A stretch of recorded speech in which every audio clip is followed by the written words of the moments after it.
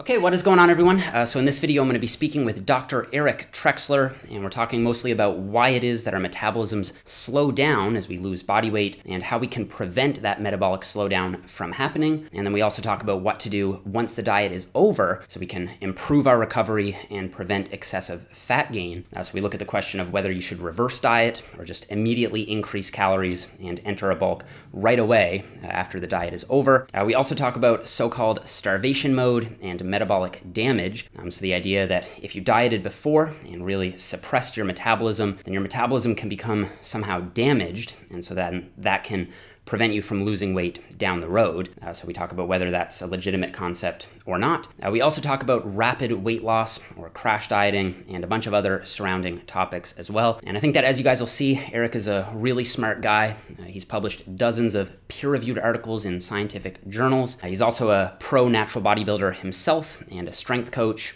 So he has a ton of experience not only in the lab, but also in the gym himself and in working with clients. So I think that this is a conversation you guys are really going to enjoy and benefit from. And also, for the record, this is going to be available on my podcast. So if you just search for the Jeff Nippard podcast on iTunes or Stitcher, then you can find it over there. And I will have timestamps both in the description box and in the comments below. So if you want to jump to whatever topic that sounds most interesting to you, then feel free to hop around. So without further ado, I hope you guys really enjoy this conversation with Dr. Eric Trexler. All right, so guys, I'm here with Eric Trexler. Eric, thanks for being here, man. Yeah, thanks for having me on. So before we hopped on the call here, I was actually looking at your ResearchGate. I was trying to dig up that paper you wrote, I think it was 2013, on metabolic adaptation with Layne Norton. And I was scrolling down trying to find it, and I was like, holy crap, this guy's been super busy the last few years. You published a lot of stuff. Yeah. It's been very busy, but yeah, I mean, you probably saw in the titles, a lot of the papers are stuff that I'm just really interested in, like doing stuff with bodybuilders, doing stuff with fat-free mass index, a lot of really popular supplements. So it's easier to be busy when the topics are relevant and really mean something to you. When was it that paper came out? I never did end up getting all the way down to it. So that came out in 2014. Okay. It's actually the first paper that I wrote as a grad student. Yeah, I really remember it because I think I remember, if not the day it came out, like the week it came out, because it was so hot at that time in the community, so controversial, because everyone was arguing then about metabolic damage and metabolic slowdown and all this stuff. And that was kind of like the paper that sort of addressed it and clarified things from a scientific perspective. So you saved us all with that. I mean, it's funny that you say that, because I just wrote a big article. I don't know when it'll come out on strongerbyscience.com, but I kind of mentioned that. Like, there was a minute there where this stuff seemed controversial, but it just really isn't. You know what I mean? And so in the article, I basically say I refuse to acknowledge that this is controversial in any way, because it's just not. There's a lot of science there. And I thought, because it was such a heated kind of conversation at the time, when it got published and it was open access so anybody could get to it, I was like, some people are going to be, really annoyed with it. But if you kind of take a very objective look at it, there's really not a lot of controversy there. And so there was no one kind of messaged me and said, you're an idiot or anything like that, which is always good. That was deflected onto other people on other message boards, probably. Yes. Yeah. Well, and it was deflected to people that were either not being careful with the claims they made or weren't being really nuanced with how they framed it. So you'd start getting very sensational kind of interpretations of it, and that's where it starts to get controversial. Right. I find it interesting because now here, like 5 years later, you're pretty much the guy to go to on all these issues with metabolism and metabolic slowdown and all this stuff. And I guess it all started with that paper. Yeah. I mean, I wouldn't claim to be the guy. I'm one of the guys. I'm pretty sure Lyle McDonald's been writing about this since I was in high school. Yeah. Layne knows a ton about it, Eric Helms. So I'm one of the guys, but it's certainly a topic that whenever people bring me on a podcast, it comes up a lot. Yeah, I've seen you on a few of them. So just to get everybody up to speed here, we're going to be talking about mostly weight loss and basically what happens to your metabolism and your body more generally as you lose weight, and how to prevent bad stuff from happening so that you can continue to lose weight. And then after that, I'd like to focus on what to do after the diet is over so as to like either maintain that level of leanness or not have this suppressed metabolism, or at least to the best of your ability. So before we do that, let's get everyone up to speed on the metabolic adaptation paper, and we can kind of use that as the framework to then move forward in terms of how the literature has progressed from there and then move into practical applications. So maybe you can just lay out the components of metabolism so everyone's on the same page with that, and then how is it that metabolism changes as you start to lose weight? Yeah, so components of metabolism, let me knock that out first. Yeah. When we look at metabolic rate, we're looking at a combination of things. It's resting metabolic rate, the thermic effect of feeding.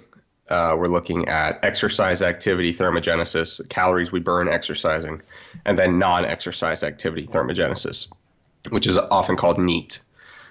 So those are the components of metabolic rate. Now, when we lose weight, we will expect that our total energy expenditure, the sum of those components, will go down. And there's, body mass is metabolically active. So if we have less body mass, especially lean mass, we would expect a lower rate of metabolism. But what we see in the literature pretty consistently, and this is why I say it's really not controversial, is when people lose a substantial amount of body mass, their total energy expenditure drops more than we would expect it to. And that's accompanied by changes that we talk about in that review paper that go all the way from the brain down to the mitochondria. So, huge control centers of the brain that are tremendously influential in everything we do, all the way down to, microscopic components of our cells. So basically, you start losing body mass, you start to see some hormone changes as a result. Anyone that's been through a pretty rigorous diet kind of has felt these. These are hormones that control our energy expenditure, certainly, but they also control our hunger, our ability to build muscle, reproductive side effects when you start to get really lean. So we see this whole milieu of hormonal changes and ultimately drops in metabolic rate. And those drops in metabolic rate, the thermic effect of feeding goes down because you're eating less food. That's kind of what you signed up for when you diet. We see changes in muscle efficiency that could affect exercise activity, thermogenesis. We see small changes in resting metabolic rate for sure. Some of those are due to adaptation. Some are due to just being in a deficit at that time. And then certainly non-exercise activity really takes a huge hit. So when you look at the truly adaptive component of metabolic adaptation, that's where non-exercise activity, thermogenesis, really is the primary one that we focus on. So to put it in kind of a nutshell, we expect metabolic rate to go down as we lose weight, but there appears to be an adaptation that takes place that makes us more efficient at burning calories. And intuitively, it seems like it's essentially a response to prevent starvation. There's an evolutionary basis by which we would want to be more efficient with energy when we start to either have acutely low energy availability. And, as far as our body knows, it means we can't find food and we're kind of screwed. And then certainly when our body fat stores get low, that means we've been unable to find food for quite a while. And that is a very direct threat to our survival as an organism. Right.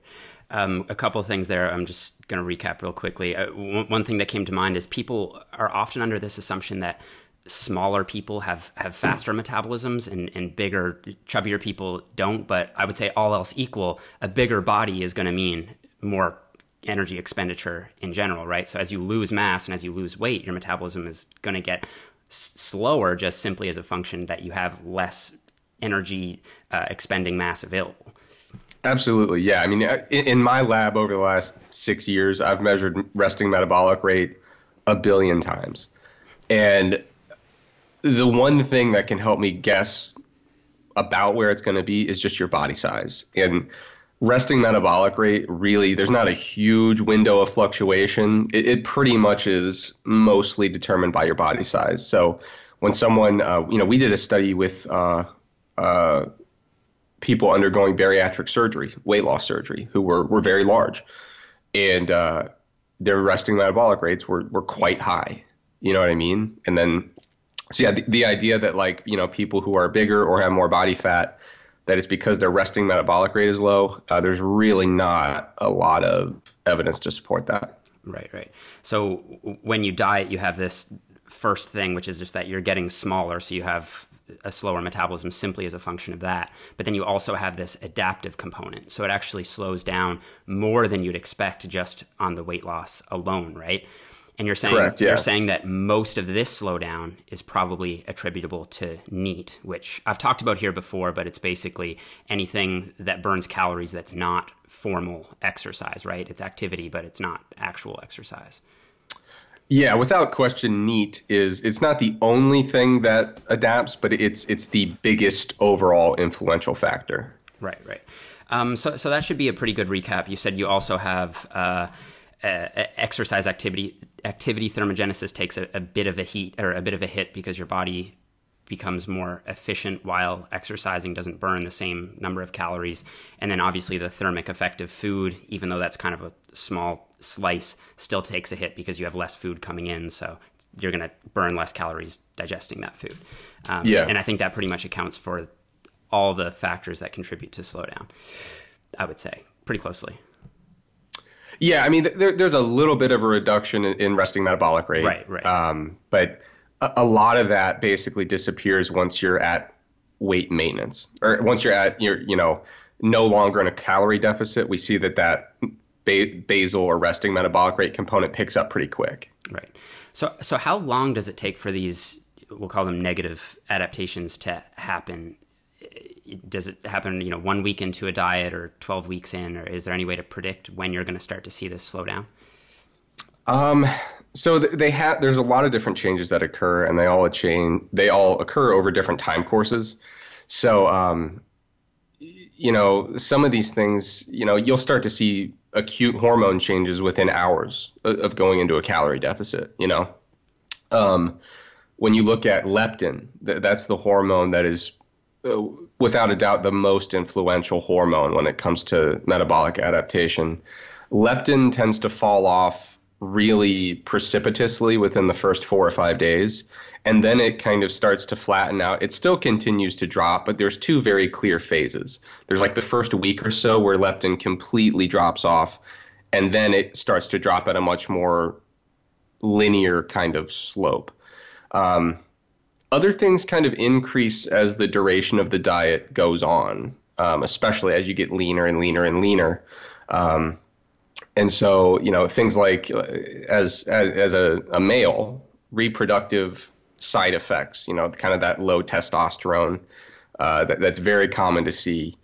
You can get away with dieting for a while before that starts to really, really hit you, at least in my experience and looking at research as well. But that's one of those ones that over time, the leaner you get, the more the weight loss is going forward, the longer you've been in the deficit, that's where you start to see testosterone really start to drop off. So some of these things take hours, some take days, some take months. Right. In my coaching experience, it almost seems to be an individual, just based on the anecdotes I've seen. It's like some people, I can put them in a pretty, reasonable deficit, like 20% or whatever, and they lose weight fine on that up until a certain point. Like if they're a guy, maybe when they hit 7 or 8% body fat, then it just like all of a sudden it's like things really start to slow down. Whereas with some people, it almost seems like right away, as soon as they start the diet, it's like you immediately have to start increasing or lowering the calories almost right away because their metabolism seems to adapt very quickly. Is that something you've noticed yourself? Is there any literature to support like individual differences in metabolic adaptation? There's a great deal of research looking at kind of the inverse of that. So looking at when we overfeed people, some people are tremendously resistant to weight gain, and what we'll see is their energy expenditure just goes through the roof when we try to overfeed them. I would suspect that if you're training reasonably well and trying your best to eat a lot and failing to gain weight, you're you probably call yourself a hard gainer. Is that still a term? People still say that? Okay. I think so. I've been out of the world for a while. But I would imagine, a hard gainer who's really doing well and failing to gain weight is probably one of those people that when we overfeed you, your energy expenditure goes up quite a bit. And there is evidence to indicate that the opposite's true, that some people seem to have this really tremendous adaptive component when they start losing weight. Other people really don't seem to have as severe an adaptive component. And, they're kind of looking around at their peers going like, why are you guys struggling with this weight loss? Like, I'm doing fine. Mm-hmm. So I'm not certain if there's any research showing that that's the same person, that the person who struggles to gain weight when overfed is also the one who struggles to lose weight when underfed. But I would expect there's at least a reasonable amount of carryover there. Just in talking with people who've coached a large number of clients, they'll talk about how people that really, really suffer from the metabolic adaptation during weight loss, when they start to overfeed them, once they get back to their normal body weight, their body really doesn't like to budge too much above that. Mm-hmm. And I would speculate that I'm probably close to being one of those people, in the sense that, my body, I usually like to walk around at like 175 or 180. If I get 5 or 10 pounds below that, I'm immediately starving. If I get 5 to 10 pounds above that, it's like I cannot get a bite of food in. Now you can push through those cues big time. I've dreamer bulked and got huge and fat and gross, and like that was fine. I felt horrible the whole time because my body's cues are just kind of saying like, dude, it's too much for you. And then at the same time, when I diet down, you kind of get to that place where your body's saying, okay, I'm starving, and you can still push through that and you can still lose weight. It sucks, So my personal experience with it is that I'm probably one of the people that likes to stay in a pretty tight range. And I kind of see some adaptations going on in both sides. You can still push through those, but they're there. Right. So let's narrow in on the adaptation component now. So is there a way, or is there a series of ways that you can reduce the amount of adaptation so that you can continue to lose weight or break through these stalls, and so on and so forth? Yeah. So I would say whether you're someone who adapts a lot, someone who doesn't adapt too much, certainly the goal should be to attenuate it as much as you can. I don't know a lot of people that are completely immune to this. It's just exactly how much you're going to suffer from this. So there's two approaches. You can deal with the causes or you can deal with the effects, and when it comes to dealing with the causes, what we're talking about there is, basically the things contributing to this are how big is your energy deficit, how long have you been dieting, and how lean have you gotten. You'd like to keep getting lean, so we'll leave that one alone. Like there's not much we can do about, like, that's just, it is what it is. But I would suggest that in terms of dealing with the causes, a couple things you can do are try to have a slower rate of weight loss in general. So a smaller acute deficit at any given time. I would expect the body to resist that just a little bit less. And there's obviously data showing that weight loss with slower rates of weight loss tends to be more favorable when we look at hormones, when we look at the loss of lean tissue, things of that nature. Another thing you could do is implement refeeds or diet breaks. And they're both the same kind of general idea, is to take a break from being in a deficit, let your body kind of do its thing at maintenance for some amount of time, and then you reintroduce the deficit. A refeed is usually going to be 1 or 2 days a week, whereas a diet break is going to be like a week or even 2 weeks that you are going back to maintenance calorie consumption. The more I look at the data on it, I would say if you're doing a refeed thing, it's probably nice to do 2 refeeds in a row.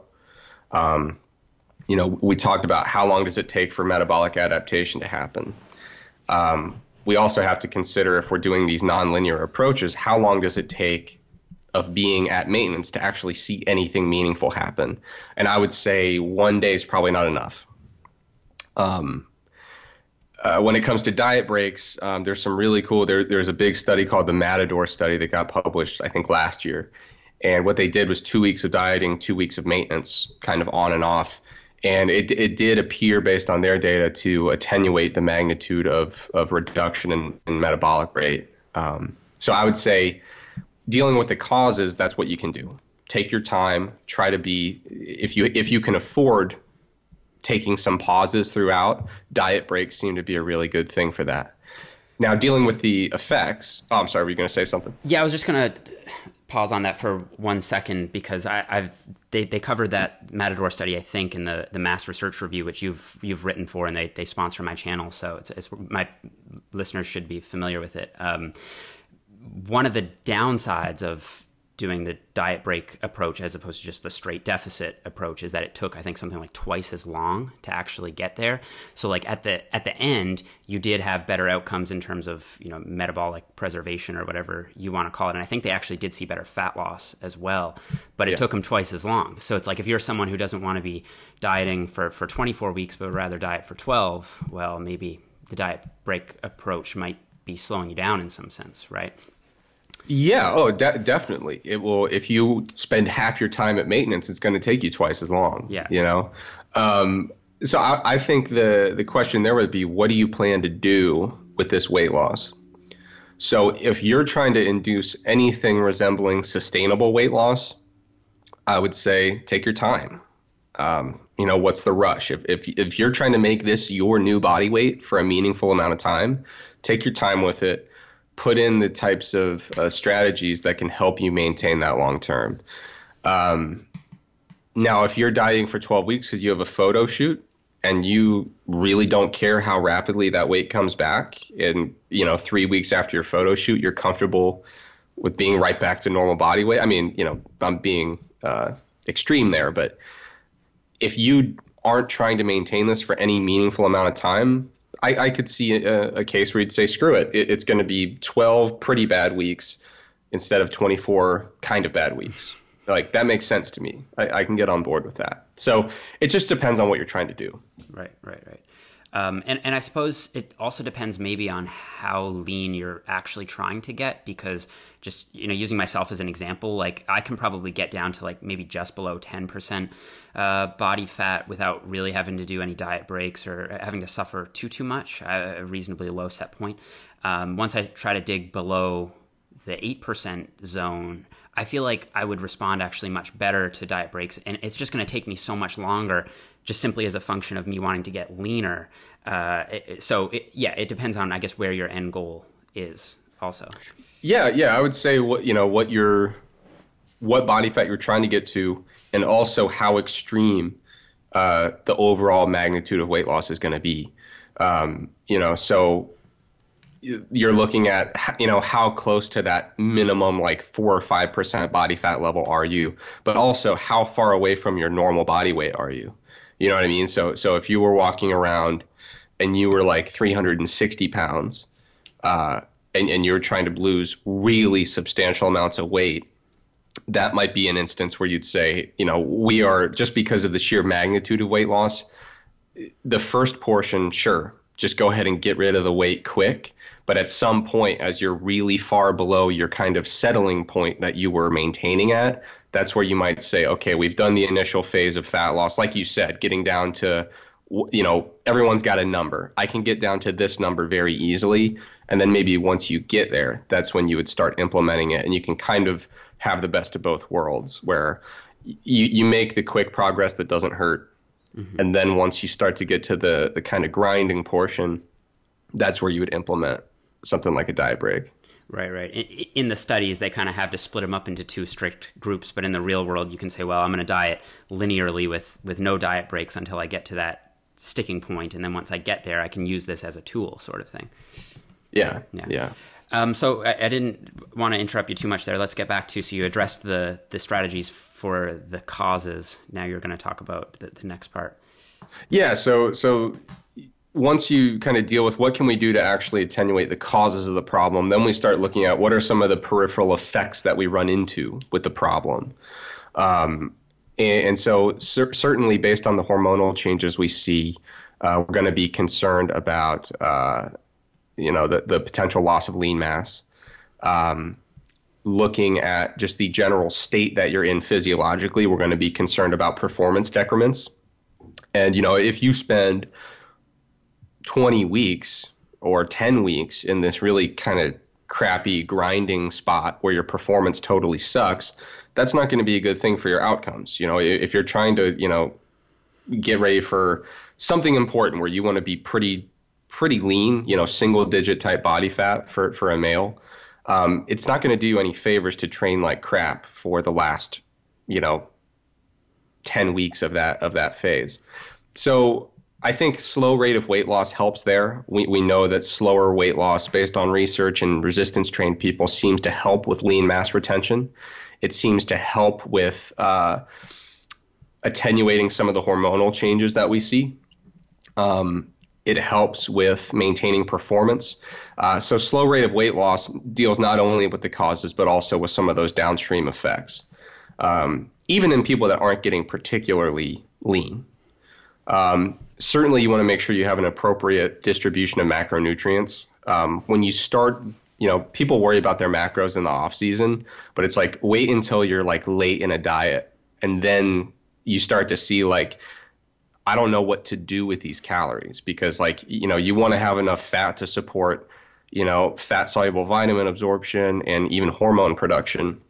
You certainly need enough protein to support lean mass, and you want enough carbohydrate to support your training. So that's where the hard macro decisions get made, and that's where you have an opportunity to distribute those effectively and really help maintain lean mass, maintain performance throughout the diet.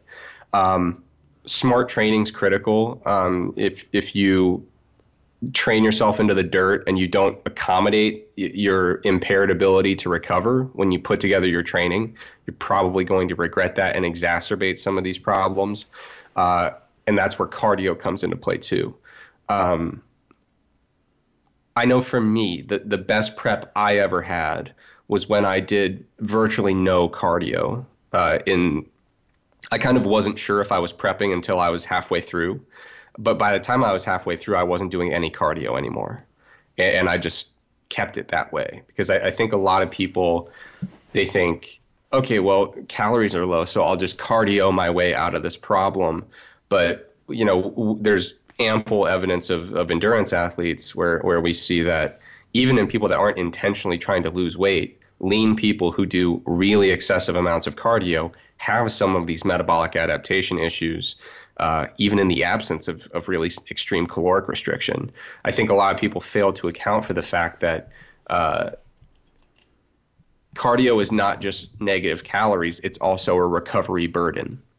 And if you're training in the weight room like crazy and you're doing cardio as if you're like preparing for a marathon, something's got to give there. Like you have to try to manage your recovery, and not eating and having sleep issues, which are like two common things in prep. Like you don't have a lot of calories to work with. A lot of people struggle to sleep well. Recovery becomes a very, very, very delicate balance there.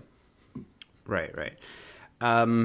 Okay, those are great. So I'd like to circle back and just touch on a couple of those strategies in a little more detail. So first, sure. I want to talk about rate of weight loss. So you talked about dieting slow being a good strategy for not only preserving metabolic rate, but also muscle mass.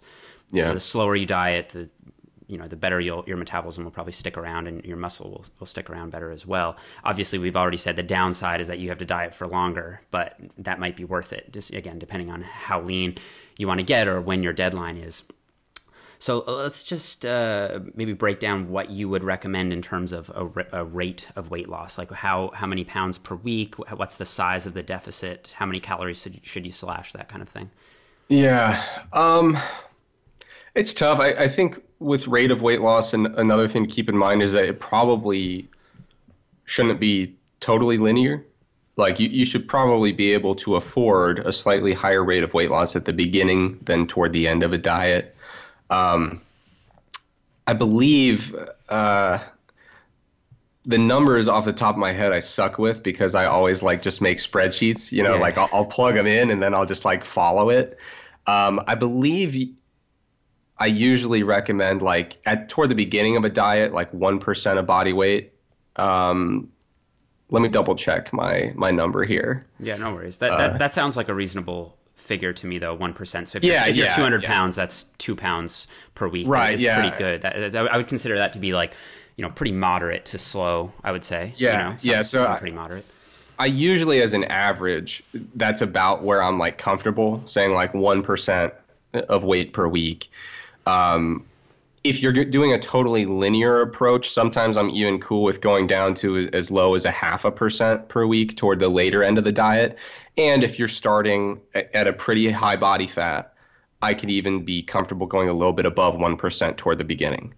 Another thing to keep in mind is if you're implementing refeeds and diet breaks toward the end, you can probably keep it at 1% during your weight loss kind of chunks and then go to maintenance and do whatever time you can you can afford or get away with at maintenance and then go back to 1%. Right. So I usually kind of cluster around 1%. But it really depends on the context of how much fat you have to lose, how long you've been dieting, and whether or not breaks are a part of that diet process. But yeah, anywhere from 0.5% to 1% is kind of the really nice conservative spot that I generally kind of promote. Right. Lyle has a pretty famous article on this, and I think he outlines it as rate of weight loss according to a percent of deficit. So like, say you maintain your weight on 3,000 calories. If you slash, I think it's 10 to 15% of that would be like a slow rate of loss. And then I think 15 to 20% would be something moderate. And then 20 or 25% and above would be like a pretty rapid, it'd be a pretty big deficit, right? Yeah. And then when you look at like starvation studies, it's like 50% deficits, like literally slash the calories in half. So yeah, I feel like somewhere in the like you said, around 1% of body weight loss per week, or like maybe in the 15 to 20% deficit range is like probably a reasonable ballpark for like more moderate styles of weight loss. Yeah, I mean, a lot of times what I'll do is kind of make sure we have a pretty good idea of what someone's maintenance is. And if there's enough time to play with, just drop their caloric intake by kind of based on their body size, 250, 300, 400 calories, and just kind of see what kind of weight loss we're seeing with that. Because, even if you put a number out there, what you'll find is that based on how different people adapt in terms of overfeeding and underfeeding, you might put in a caloric deficit that you expect a weight to just start falling off, and there's nothing, and you have to kind of nudge it forward again. So and a lot of times when people come in and you think their maintenance, you actually don't. Basically what you're seeing is that they adapt quite well to overfeeding.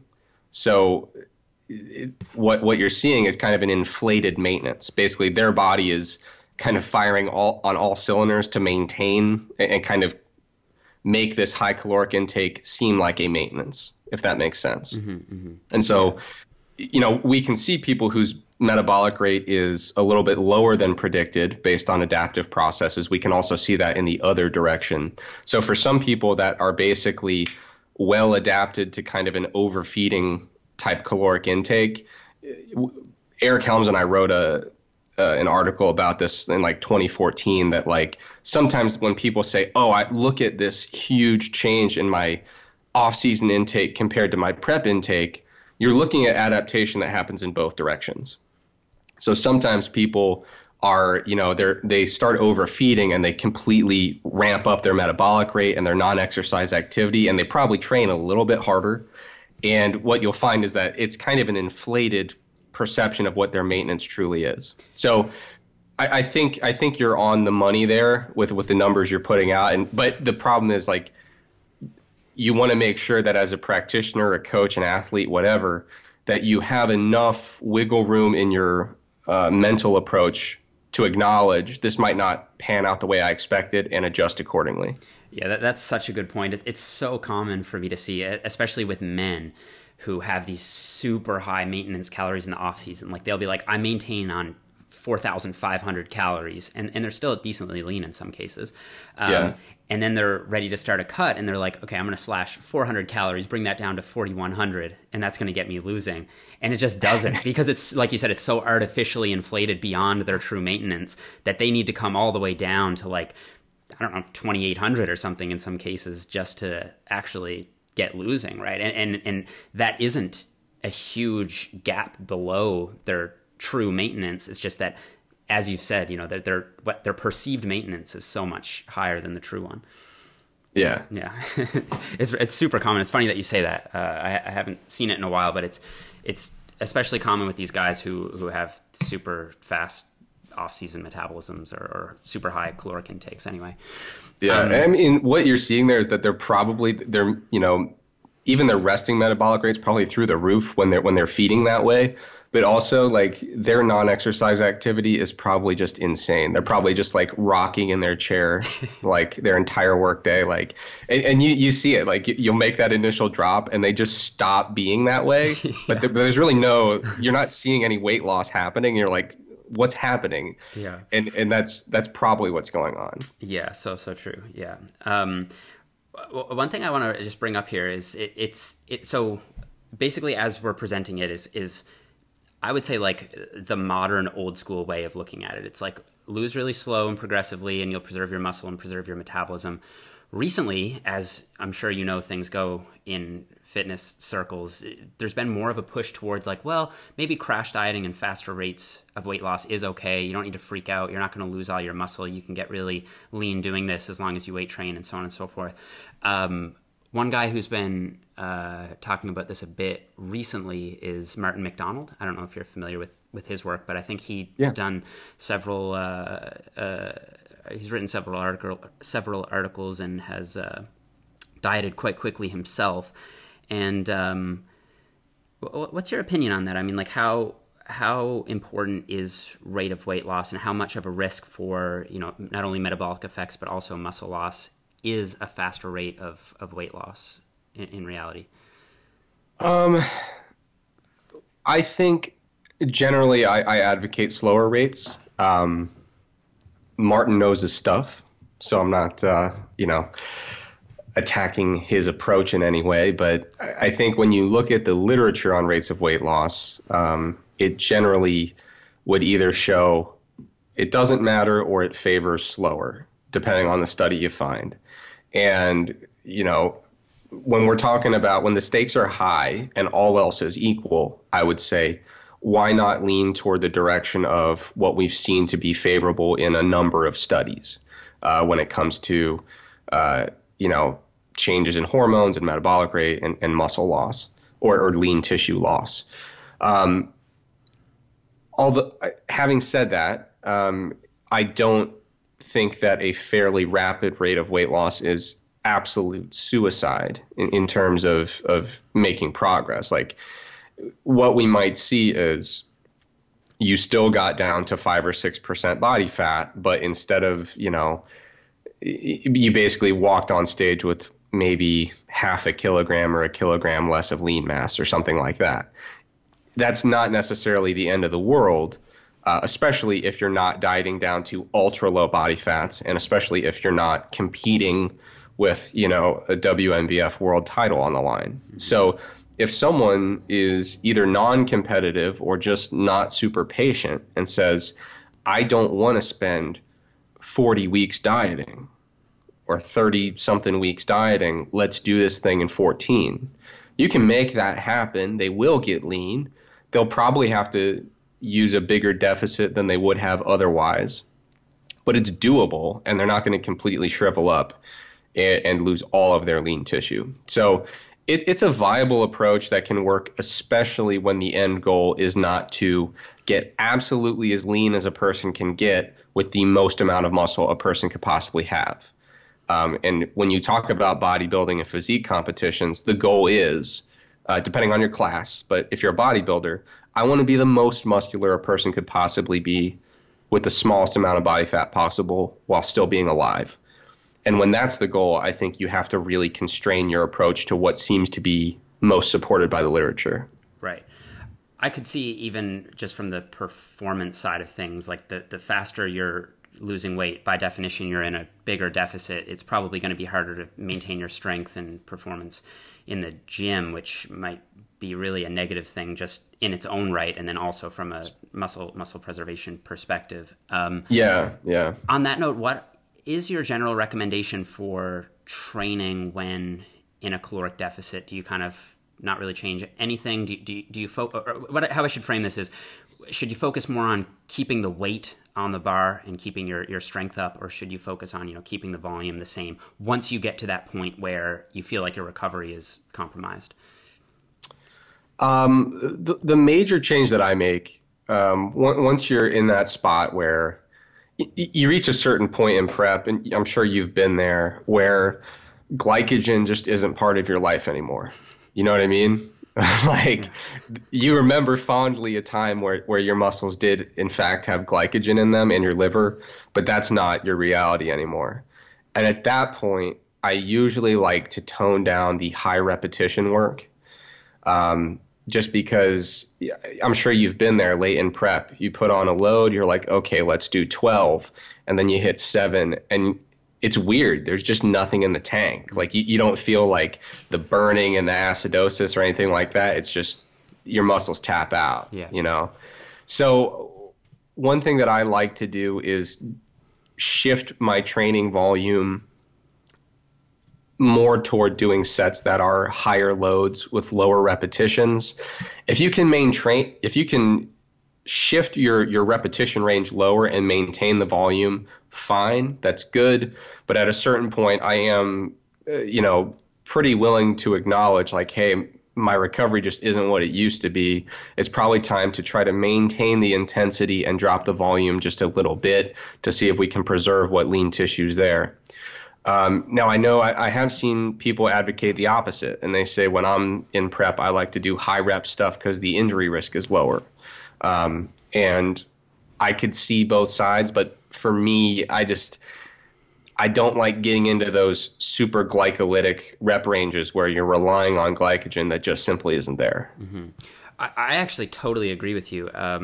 It's funny because most people recommend the exact opposite. It's like, oh, you're in a cutting phase, you need to bump up the reps to start burning more calories and so on and so forth. But from my perspective, that's just not going to create that same tensile stimulus on the muscle that I think heavyweight would. And if you have this reserve capacity for volume that you can tolerate, it makes more sense, I think, to allocate more of that towards heavier loads that are going to generate more tension. Obviously not like powerlifting style, like 1 to 4 rep stuff, but I think that more in that, like, reasonable 5 to 10, 6 to 12, whatever zone makes more sense to me. And like you said, kind of start to like wean off the really ultra high rep stuff. Yeah. And I'm going to make an analogy here that is not based in science, but it feels sciencey enough. But when you look at someone with a really high VO2 max, like an aerobic athlete, and for whatever reason they can't train for a while, the way that everyone in sports since the dawn of time has dealt with that has been to maintain intensity in workouts and just sacrifice the volume. Generally speaking, what you can see for a broad range of training adaptations and a lot of different modalities is that the way to maintain things, look at like a team sport, like an American football team. Their time in the weight room often gets cut down during the competitive season. The way that they try to deal with that is to keep the intensity high and simply sacrifice some of the volume at the, save the intensity, sacrifice the volume because you can't have both. So I think that as a very general principle, I think the body tends to do pretty well with maintaining adaptations when we keep the intensity high, even if we can't necessarily keep the volume quite as high. Completely non-scientific, very analogous, but it's a thing that we see in different kind of components of exercise literature. Yeah, it makes sense. And I think you can pass that as science based. I mean, there's sports physiology papers on that sort of measuring those sorts of outcomes, even if there isn't something on exactly what we're talking about. I feel like it's not a stretch to extrapolate it. But before we move on to the post diet stuff, so like reverse dieting, bulking, whatever, I'd like to have you comment on starvation mode, because I feel like that's a concept that kind of ties into a lot of what we've been talking about here in terms of metabolic slowdown. Is that bro science, or is there some truth to it? So, yeah, my understanding of like starvation mode is that, to me, it registers as just like a very dramatic interpretation of metabolic adaptation. Basically, people say, oh, I'm in starvation mode, so, I can't lose any more weight, or I'm even gaining weight despite the fact that I'm in a deficit. That stuff, there's no basis for that scientifically. I still like, there are responses to semi-starvation that are measurable and that make your weight loss a little more difficult, and we call that metabolic adaptation.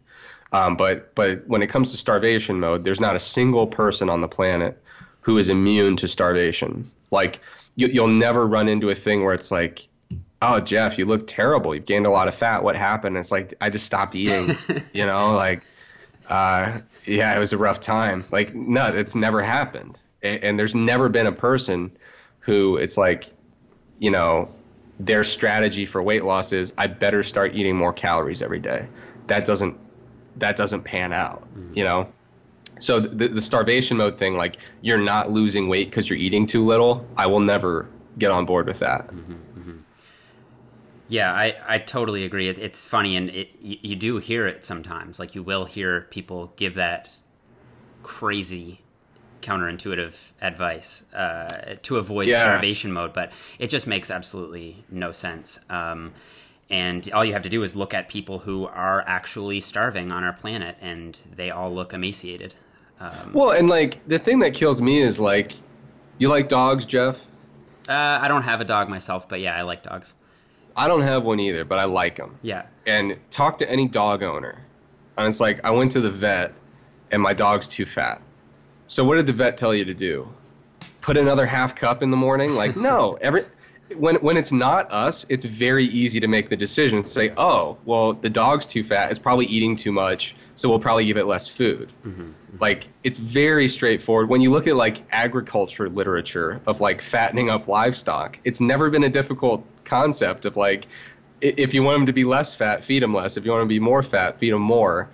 So I just, because eating is so ingrained into, like, everything we do, and because it's so personal for us, we don't like to let it be that simple. So we're like, oh, I'm doing everything I can, so it's starvation mode or something. But no, like, just whenever I'm trying to convince people, it's like, think of your dog. When it's too fat, you just give it less food, and it works 100% of the time. One thing that I ran into, because I've covered this before, and I've kind of talked about how, almost exactly what you just said, how starvation mode is kind of this, like, sensationalist term to maybe describe, like, an extreme case of metabolic adaptation that doesn't really exist.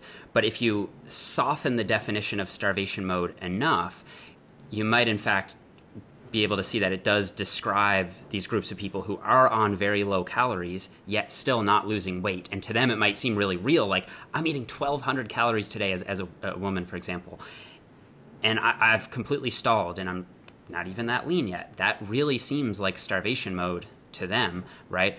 However, as I'm sure you know, but there are other explanations for why they've stalled other than starvation mode. For one, they're, as we've talked about, their levels of NEAT have probably dropped. They probably used to be fidgeting a whole bunch and walking to and from the car more often. They just avoid doing that now subconsciously.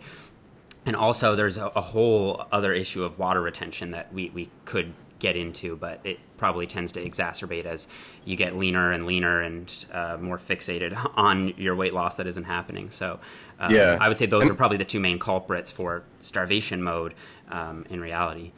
Yeah, and the water retention thing is huge, man. Like, cortisol absolutely induces water retention.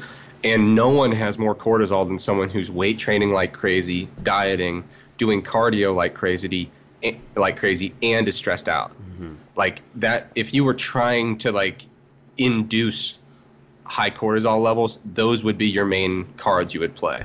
And I remember one of my preps in like 2013, I made a calorie drop, nothing was happening. And I was at first pretty frustrated. And then a few days into it, I was like, okay, I'm just going to not enter the gym for about 4 days.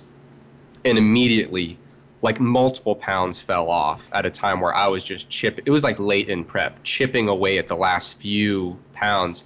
And it was just this enormous drop in weight that was, it was just overtrained, not recovering, and stressing out too much about it. Sometimes the best thing for that with these people who think they're in like starvation mode is like the most counterintuitive thing. Let's eat maintenance for a couple days. Don't go anywhere near the gym, and let's just wait it out. And usually that helps out quite a bit. Right. Okay, so there's two other topics that they're pretty big ones that I want to cover. I think we can do it in the next 20 minutes. Cool. That's our challenge. So the first one is metabolic. Is that you being polite and saying quit rambling? No, it's actually just like I feel like there's so many more avenues I can explore with what we've already done. Yeah. I really like talking about this stuff, and it's been a while. I've been focusing so much on training on my channel recently that it's a pleasure to talk about nutrition and metabolic stuff again. But yeah, also keep it quick. So metabolic damage is basically, we talked about it earlier, but what sparked all this controversy to do with metabolic adaptation to begin with. So I think that the metabolic damage claim, if you're going to define it, like I think in the most sensible way, is that it's literally what it says: your metabolism gets damaged from previous weight loss. So you lost weight, now your metabolism is damaged. So you say you regain your weight back because you have a slow metabolism. Now it's going to be really difficult for you to lose weight again because it's like a permanent slowdown in your metabolism. Do you think, first, do you agree on that definition of it? Nothing's permanent, Jeff, in any context. Right. But no, I can't, no. Metabolic downregulation is not permanent. It is recoverable, but more egregious downregulations with very egregious approaches to weight loss can take more effort to induce recovery, more effort and more time. Right. Okay. That makes sense. So what is the time course for that recovery, generally speaking? Well, recovery is multifaceted. It involves, bringing hormones back to normal levels, restoring components of both lean tissue and fat tissue, getting metabolic rate back to normal and total energy expenditure back to normal. I would say, in the interest of being concise, for most physique athletes that are doing things pretty logically, you start to see pretty sufficient recovery within 4 to 6 months after a competition. Just looking at case studies and looking at some small studies in groups of people. There are aspects that take longer to recover. One of the things that's like really hard to recover and often takes a very long time is restoring normal menstrual cycles in female competitors. And it's not atypical to see that take over a year to come back and be fully regular. So the time course depends on how lean you got, how rapidly you regain your weight, how you manage your training load after the weight loss phase. There's a lot that goes into it, but I'd say within the first 4 to 6 months, a lot of the recovery happens, assuming that you're not clinging to like competition level body fat. But beyond that, there are some aspects, menstrual cycle regularity, restoring kind of a normal, I hate to use this kind of cliche term, but a normal relationship with food, and kind of becoming more reacquainted with what it feels like to have some fat on your body psychologically. A lot of times that takes even a little more time. Right. On the metabolic damage point, so there's still a lot of people who believe in this. It was more in vogue to believe it 4 or 5 years ago. People who were proponents of this basically had two lines. One was there's some rodent research showing that the fat cells have memory. So basically, if you dieted to a really low level of body fat before, you remember that, and your body prevents it in the future. I don't know if that's ever been shown in humans, but there was that in rats. And then also there are all these anecdotes of especially women who dieted to very low levels of body fat, put the weight back on, and now all of a sudden really struggle to get it off again. So if metabolic damage doesn't explain that, what does, and why do you think metabolic damage doesn't explain it? I think probably, so we look at a case of someone who has more body fat than they expected and is struggling more than they thought with weight loss. So, we talked about during the weight loss phase, what might be contributing to that. It could be water retention related issues, inappropriate management of the training load. It could be even sometimes people aren't as good as they thought at tracking their calories. Those are things that could acutely explain it. When it comes to the long-term stuff, like we do see that whether it's like human athletes, there's in some papers a correlation between how many cut and regain cycles they had and what their BMI is later in life. I think what really tends to happen is that the downregulation of energy expenditure can persist for an appreciable amount of time, and in many cases won't be fully reversed until the weight or the fat is regained and the lean tissue is regained. And it takes a while to regain the lean tissue. There's some really cool evidence showing that hyperphagia after competition, or after weight loss, that kind of excessive hunger persists until you've regained all the lean tissue that was lost. I think in a lot of cases what's happening is people are dieting down, getting lean. They are gaining, in some cases, more body fat than they lost, or they're failing to fully recover their lean tissue. And it's putting them in a spot where their energy expenditure based on their body mass is still lower than they thought. Now, if they fully recover their lean tissue, in many cases, they do it after overshooting their body fat. And so now when they diet down, certainly it's harder to diet down from a higher body fat than from a lower body fat. I think that's a big role. Also, there's some studies showing that, again, if you don't really give your body time to recover from a dieting phase and reestablish your normal energy expenditure at your normal body weight, downregulation in energy expenditure can persist for up to years if you maintain a reduced body weight. So in many cases, I would suggest that people who don't allow themselves to, kind of go back to a normal settling point and actually maintain it for a while, they probably are beginning their prep with some degree of metabolic rate suppression. And so I would imagine that makes it look even more rigorous when you start with suppression and then it only gets worse from there. So I don't believe that there's some kind of metabolic permanent damage that can't be reversed. I just think that the more extreme the adaptations are, the more thoughtful and patient you have to be with actually facilitating recovery before you begin the next weight loss phase. And if you fail to do that, you're probably going to start your next prep with either a lower energy expenditure or a higher body fat. Right. I've seen this myself quite a bit in bikini competitors who try to do consecutive seasons. So that they'll compete one year, get very lean, and then decide 6 months later they're going to start a diet for another show the very next year. And I would say the majority of the time, that they actually find it much harder on the second prep than the first prep. And it's really easy, I find, to just attribute this to metabolic damage. It's like, well, your metabolism is still damaged from the last prep. But as you say, it could very well be due to the fact that they lost muscle while they were dieting down the first time. 6 months later, haven't fully regained all of that lean mass back yet. Might have even overshot their fat mass. So now their starting body composition is worse the second time than it was the first time. And that can lead to all kinds of psychological effects, stress you out more, make it more difficult for just the simple fact that you have more fat to lose, and so on and so forth. And then also, it could also be that in some cases, maybe it does take a little longer than 6 months for metabolic rate to fully come back to normal. So I would say that depending on the extremity of your diet, you'll want to make sure you have plenty of recovery time before you decide to do the next one, if it's more extreme in nature. But I would say that mostly applies to people who are getting really, really lean, like quite a bit below what their set point is. I would imagine most people probably listening to this are maybe more interested in achieving a good level of leanness, where they might, have visible abs but not like glute striations, or let's say defined abs rather than visible abs.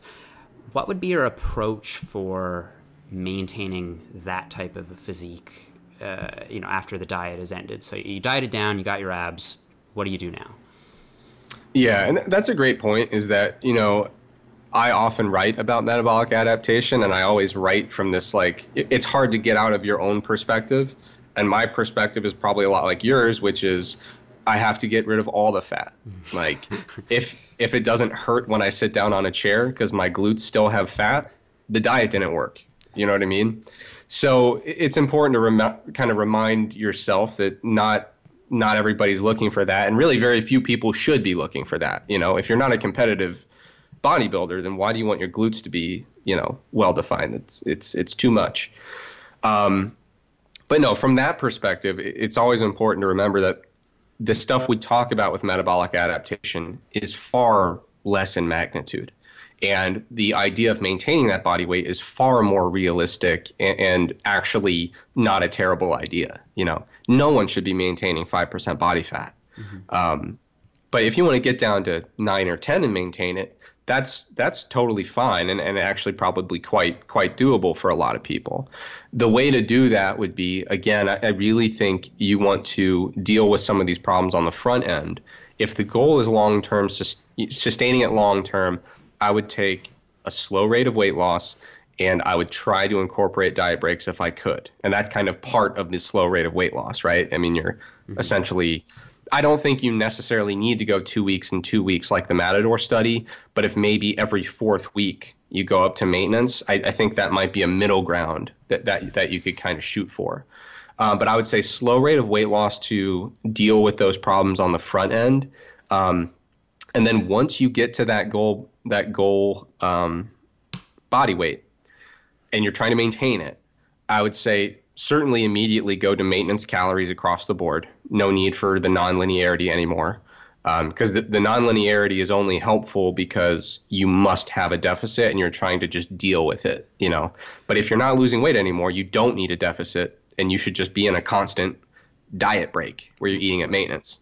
But just to clarify, by non-linearity, you basically mean doing refeeds or diet breaks, so you don't have right, the same refeeds and level. Yeah. The only point of those refeeds and diet breaks is to give your body a rest from being in a deficit. Yeah. And the only reason you're in a deficit is because you want to continue losing more weight. So I would say immediately get back to maintenance. If you want to have some days that are a little above maintenance, just to kind of mix things up, that's where you could maybe do some nonlinear stuff just to have maybe a low day to accommodate like a big cookout you're excited to go to, right? But I would say get to maintenance, and this is where I would say you can probably start creeping up your caloric intake just a little bit. Keep an eye on your body fat or your body weight, and your body fat, but keep an eye on your progress. I think some people can get away with kind of, if there is any metabolic adaptation or metabolic suppression present, with a very patient approach, you can probably increase your calories at a slow enough rate that you are accommodating that with, essentially subconscious increases in non-exercise activity, or maybe restoration of maybe a small down regulation of the resting metabolic rate. So this kind of leads us into the concept of reverse dieting, right? And the one thing I always really want to stress to people is that reverse dieting is not a way to supercharge your metabolism or give you anything more than what you were born with. All we're trying to do there is basically coax the body out of that suppressed state by saying, hey, we're at maintenance, if not a little bit above. We don't have to keep constraining resting energy expenditure and constraining non-exercise activity. And I think in some cases with people that respond quite well to it, you can see that as they slowly increase their calories, they also are slowly kind of undoing some of that suppression, especially if they're not at a critically lean body fat level. Right. When it comes to reverse dieting, let's quickly split this up into two different groups. So you have one group of people who are dieting to get shredded for a competition. So anyone, men's physique, bikini, natural bodybuilders, whatever. What's your approach after the diet? So after the competition has ended for them, do you find reverse dieting appropriate in that context, or what do you say for those people? Yeah. So this is where I would lean more toward recovery dieting. So it's kind of two sides of the same coin, in my opinion. So like Jeff Alberts and 3DMJ, as far as I know, kind of coined the term recovery diet, because what they were finding, I'm kind of putting words in their mouth, but it seems like they were finding that people were obsessed with this very slow increase in calories after getting extremely lean, and they were basically not facilitating their recovery from prep sufficiently. So if you're getting extremely lean and you're doing anything resembling like a competition prep, you should be doing something that's more resembles a recovery diet. I think there's a lot of factors that go into how quickly calories should be increased after a weight loss attempt. A lot of factors. Now, if you're a bodybuilder who got super lean and you are not going to compete again for a while, and you are not at your genetic limit for muscle growth or muscle mass, it's really hard to justify spending that much time at such a low body fat with all the hormonal adaptations that come with it. You need to get into a spot where your body can actually start making improvements and putting on lean mass and recovering from what you just put it through. That is a very different circumstance from a person who has no intention to gain, substantial amounts of lean mass beyond what they have. They're at a very reasonable, maintainable body fat, and they don't intend to do any more weight loss or weight gain cycles in a long time. That's the case where you could maybe do a much slower approach, increase calories just a little bit, but you're going to reach a limit. Like you're not going to reverse diet until you're like, you know what, I'm still 8% body fat, but I eat, 6,000 calories a day. I mean, maybe if you're training like an absolute monster, maybe. But in most cases, all you're trying to do there is you get down to the weight that you want to maintain at, and you just kind of see what you can get away with. Mm-hmm. Some people can probably coax their caloric intake up just a little bit and start to undo a little bit of suppression that's present. And they might say, you know what, with this process of trying to kind of titrate my caloric intake up a little bit, now I can afford a couple hundred more calories a day, which is not negligible. Maybe 100 or 200 or something like that just gives you a little bit more wiggle room in the diet. But I don't like to set people's expectations to this idea that they're going to get down to really low body fat levels, reverse diet, gain no fat, fully recover, and now they're like 5% body fat and eating until they feel sick. I don't see that as a reality for any significant number of people.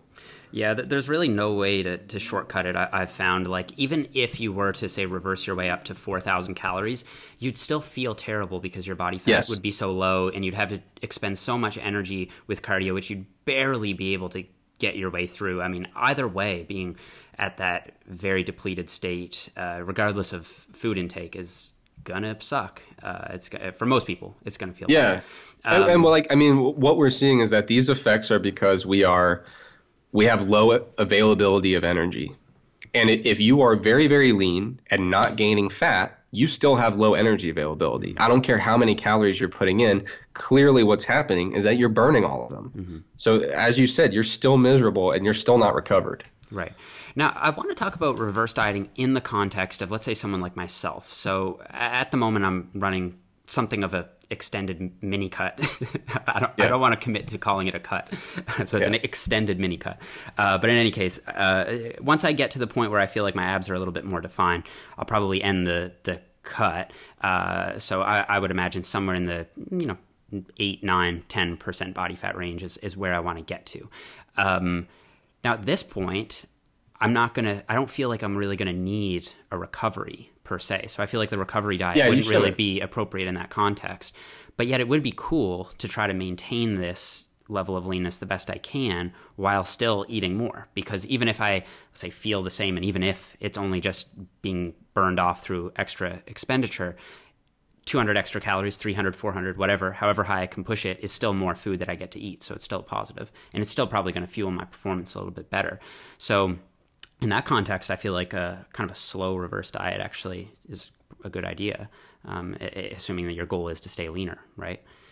I would say that is kind of the perfect picture of like where it makes sense to do a kind of slower reverse diet. Is you're not at a body fat that's absolutely brutal. It's potentially maintainable, and you're comfortable enough that you don't need to recover from what you've done. That is where it makes sense to say, again, the way I view reverse dieting is, can we just kind of induce a little bit more inefficiency with how we're using calories, just to buy us a little bit of wiggle room in the diet?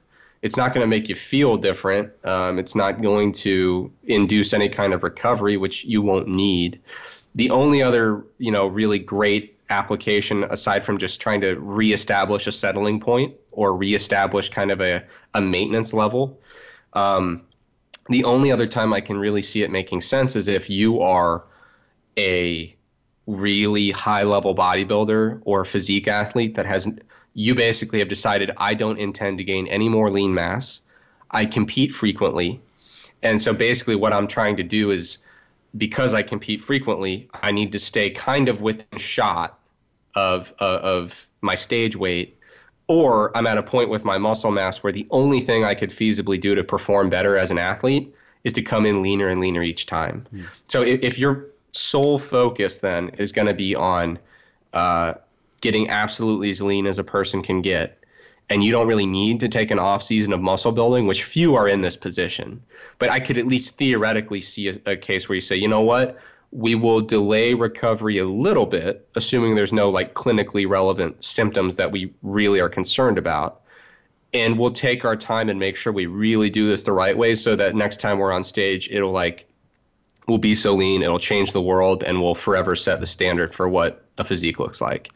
That's a very rare case, but I think your kind of application is perfect. Yeah. Shout out to the one person listening who this applies to. Yeah. I'm sure you're out there somewhere. Well, man, this has been super informative. It's been a real pleasure to chat. I feel like I'm going to need to get you on again and talk about some of your other work, because this is just such a small sliver of it. What I think I'll do is link your ResearchGate profile down below so people can go and have a look at some of the other stuff you've done. And I know that you're working with Stronger by Science now, writing articles over there and curating research and that kind of thing. So I'll link some of your work there as well. And you wrote a really nice piece summarizing a bunch of this stuff for the Mass Research Review. Only subscribers will be able to get it, but I'll put the link for that down there as well if people would like to check it out. But Eric, thanks so much for your time, man. Yeah, thanks for having me.